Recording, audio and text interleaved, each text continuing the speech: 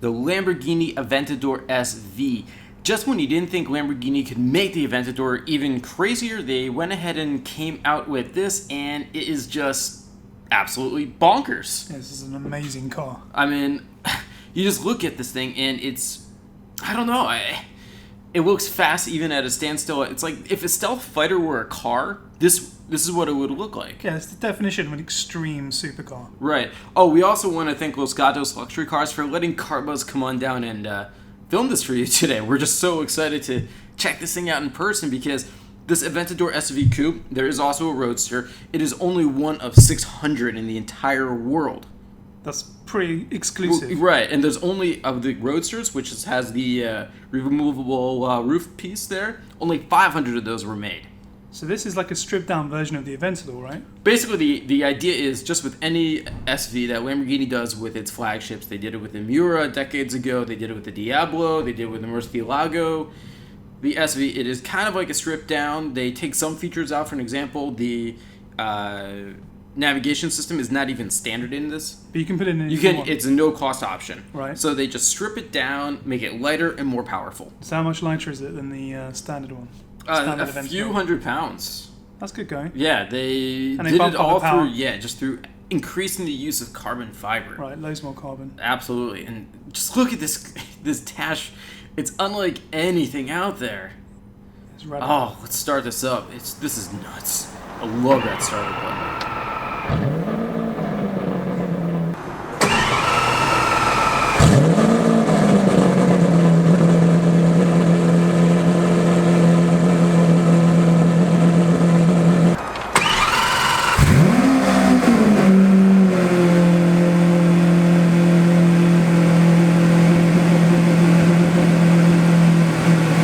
Alright, I mean, that you hear that? It's crazy. There's like nothing else. I know. They built special exhaust for that, right? Yeah, that's exactly what they did, just to make this unique thing sound. Correct. They wanted this to stand out more than the regular Aventador. I mean, because the styling doesn't do that enough already. Oh yeah. Right. Oh yeah, 1 of 600, and you get that little badge there. Now, hang on, that doesn't mean it's the first one. It just means it's 1 of 600. Right, precisely. So every single model will have the same one badge right there saying 1D600. Yeah. 1 of 600. Absolutely. Okay. So that was a 6.5 liter naturally aspirated V12, 740 horsepower, and 509 pound-feet of torque. Mamma mia. Yeah, Mamma mia is right. Now, the standard Aventador has 691 horsepower. So that's almost like 50 up. Yeah. 50 horses more. Exactly. They just did an engine recalibration, the freer flowing exhaust system, right, and whatever other things that Lamborghini does just to tweak it, and they just extracted more power. It's just totally extreme crazy. Performance, lightweight, extreme design. Yeah. More, crazy interior. Yeah, absolutely. I mean, look at 0 to 62 miles per hour in 2.8 seconds. Quarter mile, 10.5 seconds at 136 miles per hour. Lamborghini claims a top speed of more than 217 miles per hour. Yeah, it doesn't get. There aren't cars much faster than that, right? Right, and that was, I was kind of busy trying to find what is the most direct competitor to this thing. And there's only one other car I could come up with. Which is? The Ferrari F12 TDF. Tour de France, The Tour de France, right. The extreme version of the V12. Precisely. F12. Okay. Right, and that has a 0 to 62 mile per hour time of 2.9 seconds. So it's roughly about the same as the SV, and Ferrari claims it goes in excess of 211 miles per hour. So, could you put the 675LT McLaren in that group? It's sort of like an extreme 650S, isn't it? Kind more of track right. focused. Right, but then again, but they call that 675, right? That's more of like in the Ferrari 488 GTB category, right, the Lamborghini Huracan, But the same idea. It's like a track-focused, extreme supercar. Right. You see, look, only Ferrari and Lamborghini are building a flagship classification supercar like this. McLaren just doesn't do it yet. It pretty much jumped up from the 650S, 675LT, right to the P1. It missed out on this. Okay, so McLaren has a more extreme version exactly. With the P1 GTR. Correct. Anyway, back to this one. God, look at that. That's a monster. It's just an absolute work of art. The fuel economy, 11 miles per gallon in the city. No one cares. 18 on the highway and 13 combined. Yeah, no one cares, basically. No. You're going to spend thousands of dollars a week if you want to drive this properly. Yeah, actually it's 7.7 gallons per 100 miles. Wow. Okay. Yeah. And So what's that? $100? yeah, something For like that. 100 miles? Right. Mile a buck? More or less, yeah. And there's a $3,700 gas guzzler tax. Nah, of course. Yeah, but then when you're... it's $500,000, isn't it? This car? Something like that? More. It's crazy. Yeah, so you don't care, do you? No, but those scissor doors there, they're not on the Huracan. That is reserved only for... Only for the Aventador. The Aventador or whatever the flagship Lamborghini model is. Oh, this interior, it's like this real purist interior. And like I mentioned, it looks like that jet fighter cockpit. And those are, carbon fiber sport racing seats. It's just, again, it's very stripped down. Is it comfortable? Yeah, it's comfortable to sit in, but on long road trips, no. Even check that out. Look at that, the strap, right, for the door handle. To cut weight, they removed the door handle. They had that, actually, I was just sitting in the Centenario Roadster in Paris Paris a few days right. ago, and that had the same thing. You had to sit in, and you pulled it with a red lever there. Apparently, removing a little lever that could be easily made out of carbon fiber, which weighs almost nothing, These adds doors too are much weight. but these doors are really light. You don't realize it until Really? you close them, and they close really easily. I bet they're pretty hard to engineer, those doors. Like they look really easy. You just what's the big deal? You switch the door hinge location. But there's a lot more to it. That's why they reserve them for the Aventador. They're not going to put them on every single model. No. Now, some other things about this is that it doesn't come standard with even USB ports. Really? They took that out? You can get it, put it back in. But the point, though, is that this is just all about driving. You just take it, drive it, come back home. No mucking about with phone calls, listening to music, all that stuff. The Aventador, the standard one, it's not the best track car. It's heavy.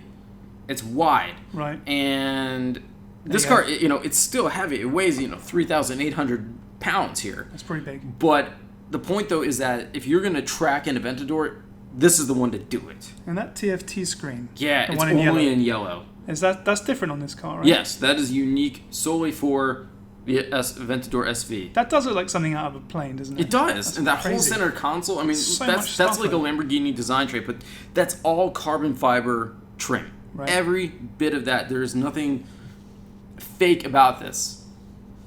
Yeah. See that trip computer? That was put back in. Right. People probably want that. Probably, it yeah. saves a But bit then, of weight, but it's still, if it's a no-cost option, you might right, you might as have well, it. right. I think so, yeah. But the real lunatics out there are just going to get this as stripped down as possible. If you're literally only going to take this to the track and you know how to get there, then you don't need it. Right. Take it to the track, have a bit of fun, come back. No need for this stuff. I would just honestly focus on the road, focus on driving. Exactly. I would just not have it. Right. Because that's not what this car is all about. Yeah, it looks a bit. Actually, it's a bit strange in there, doesn't it? It just sort of looks like it was just plopped in there. Right. And it just doesn't have the natural. I don't know. It just doesn't feel right for this car. Yeah, it doesn't suit the car, right? I mean, Lamborghinis compared to Ferraris are always kind of crazier. Look at this car's styling. Yeah. And this is the extreme version. This is the extreme version of something already extreme compared to a Ferrari. Car, yeah. And I just don't think it needs to have this infotainment system and nav. Just forget it. So how wide is this sucker?